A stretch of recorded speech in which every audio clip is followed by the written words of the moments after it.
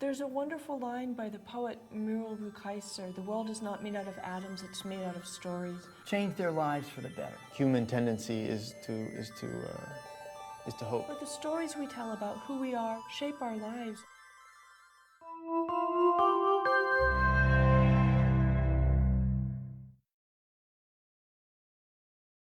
I'm Sally Parry. I'm the Director of General Education and Associate Dean for the Colleges of Arts and Sciences at Illinois State University and Executive Director of the Sinclair Lewis Society. It Can't Happen Here is the story of a presidential election, very much like the ones that we're starting to look forward to now.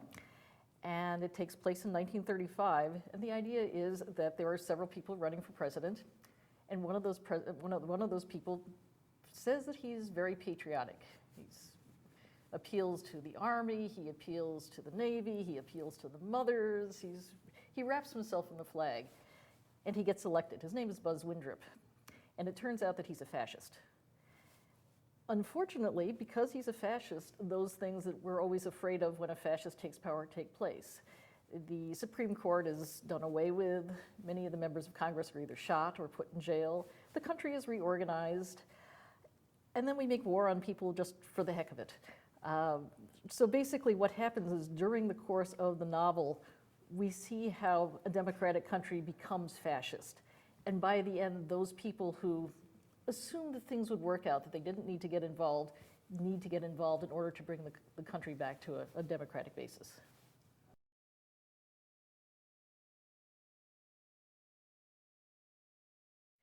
I think it's about democracy because I think that people too often take it for granted. One of the things that one needs to think about with democracy is that it's a participatory process. One cannot just assume that democracy takes place. One needs to be part of it as well. You need to read the newspapers, watch television, find out what's going on in the world, and then take a part in it, whether it's voting, whether it's canvassing for other people, whether it's running for some local or state office. And I think too often people think that somebody else will do it. And that's kind of Sinclair Lewis's point all along, is that Doremus Jessup, who is the main character in it, he's a newspaper editor in a small Vermont town, and he reports on the news and he says, oh, there are terrible things going on in the world. A lot of these candidates aren't very good, and I'll write about them, but I won't do anything beyond that. And if you multiply his not doing anything beyond that by hundreds of thousands, fascism can take place. I think the idea is that for a democracy to work, one has to stay involved, stay well informed, and actually participate rather than let somebody else take over.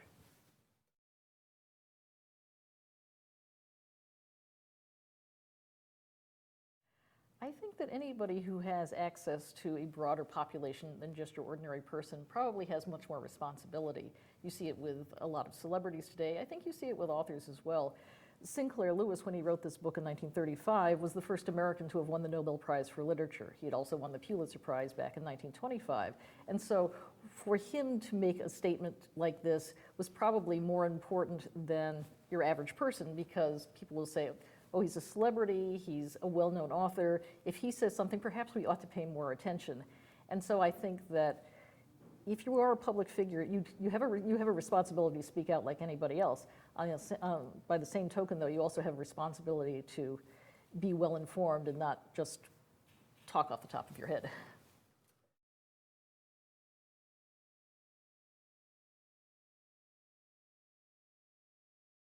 I wish that the book seemed cartoonish and old-fashioned and sort of a historical curiosity. And unfortunately, I find that much of what he writes about is still very, very true today. When the book was written, we were in the middle of the Great Depression. There were a lot of people out of work. One of the characters, as a matter of fact, is college educated, and he can't find a job. So he joins what's called the Corpos, which was sort of a proto-military organization that helped support Buzz Windrip when he becomes president. And you think to yourself, okay, that couldn't happen. And that's sort of the theme throughout the book. That couldn't happen here. But I see a lot of people who join the military because there aren't any jobs, they're well educated, and there's nothing else for them to do. I see a lot of people who are afraid of the future because, you think in the mid-30s, that's when we're starting to get the whole idea of the social safety net. And right now, or at that time, the social safety net was not quite in place yet. So if you were ill, if you were impoverished, it was really just too bad. And I think that when we have all of our discussions these days about Obamacare and whether or not the federal government should be responsible for those who are ill-housed, ill-clothed, ill-fed, I think we're still talking about something that's still very central to what the American public needs to seriously think about.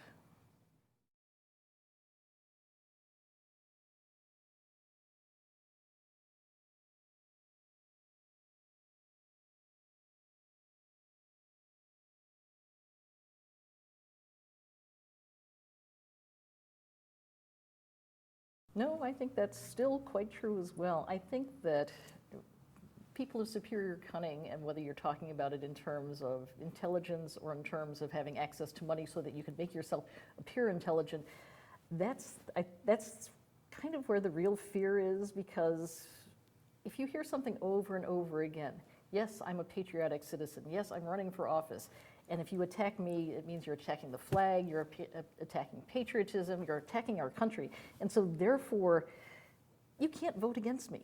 And that's a lot. I think we still see this today over and over again in elections, the fear that if somebody presents himself or herself as an ultra-patriot, Sinclair Lewis once, it has been talked about as saying that if fascism comes to America, it comes wrapped to the flag and carrying a Bible. And those sort of twin points of contention, the Bible and the flag, how can you possibly talk against it? People of superior cunning often use that. And I think that the average voter often hears that, yes, this is something terrific. They're speaking for my values, and so therefore I ought to deal with them.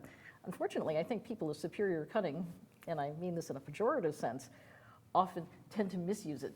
They don't mean anything by it, but it looks good, it sounds great. You'll notice that when people are running for office, all of their election signs are red, white, and blue. Doesn't make any difference how they're fixed together, but they're always that way, because that way they're shown as patriotic. When Obama was running for president and he didn't have a flag pin in his lapel, everybody said, oh, you know what that means? That means he's not patriotic. So of course he went on and put the flag pin on his lapel. It didn't mean anything, absolutely not.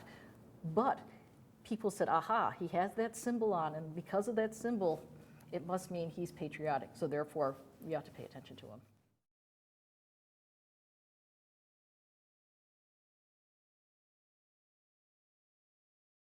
Absolutely. You hear people talking about, oh, somebody's a socialist, somebody is a communist. I honestly don't think when most people are accusing somebody of being either of those things, not that they're necessarily bad, that they know what they're talking about. Those terms tend to be thrown around because people say, oh, we know that this is a bad term, and so therefore, if we apply that to somebody, we're going to connect that and make them seem bad. Unfortunately, I think the words liberal, progressive, and so forth are taking that on by some conservative politicians who say, okay, here are bad words. We assign these bad words to these people, and that way we discredit them.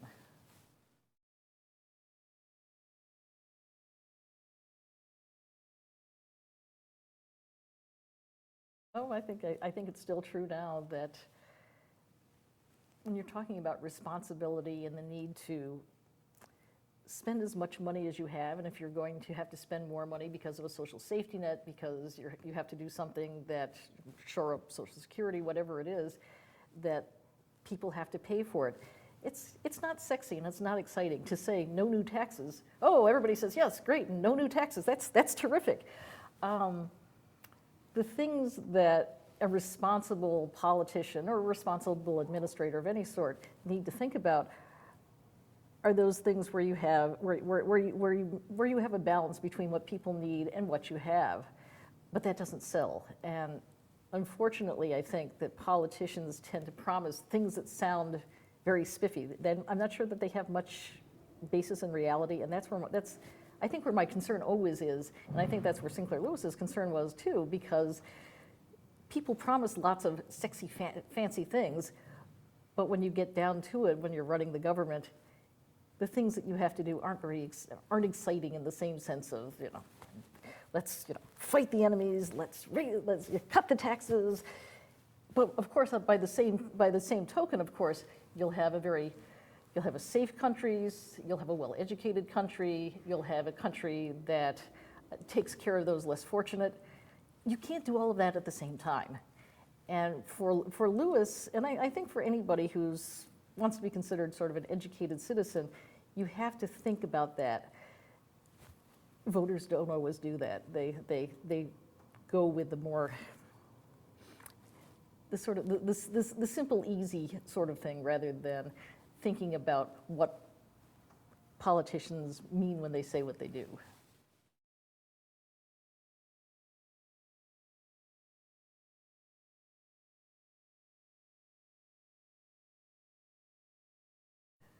I feel very strongly, actually, that dissent is part of a democracy. If we were a fascist country, of course we would all agree on the same things, and we'd probably be killed if we weren't. But a strongman government tends to have people who either agree or have to be quiet because they know that bad things will happen to them. In a healthy democracy, dissent is absolutely vital. People need to say, what do you mean by when you say no new taxes? Do you really mean this? Or are you just saying this because this is what people want to hear?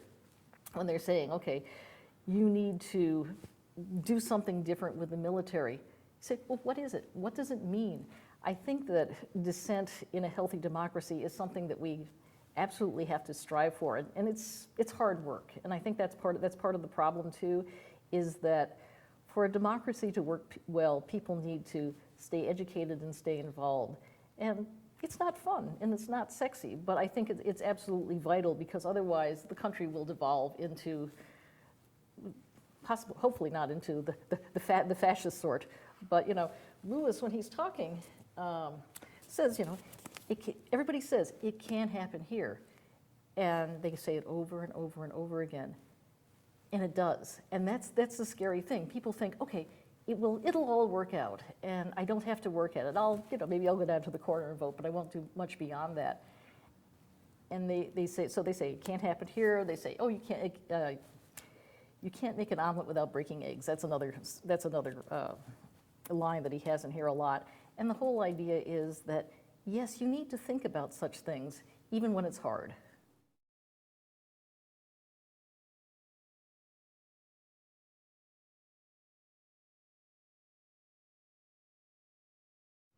No, I think it's stupid. To